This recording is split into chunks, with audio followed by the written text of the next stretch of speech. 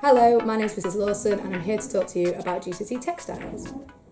The sort of person that might like textiles is somebody that might have been successful in year 7 or year 8. The sort of person who is really creative, maybe who likes art or enjoys making things at home. The course itself is split into two parts. Component 1, which is the coursework unit or the portfolio, and that's worth 60%. Component 2 is the exam unit, which is an externally set task. And you would choose from a number of titles that the exam board set and pursue that in the same way that you did component 1.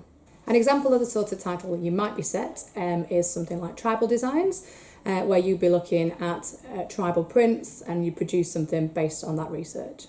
The course begins in year 9 with the training unit, where we give everybody the same set of skills, which are things that you've done above and beyond in year 7.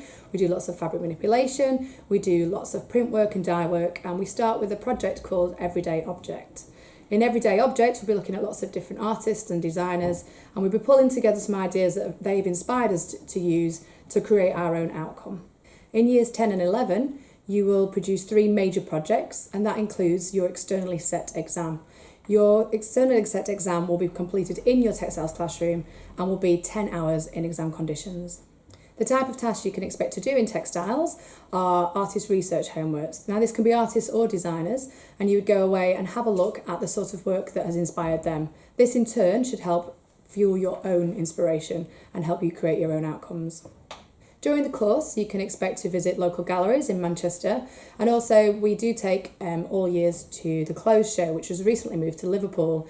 During that time, you'll be able to see a live fashion show and get inspiration from architecture and clothing around the city.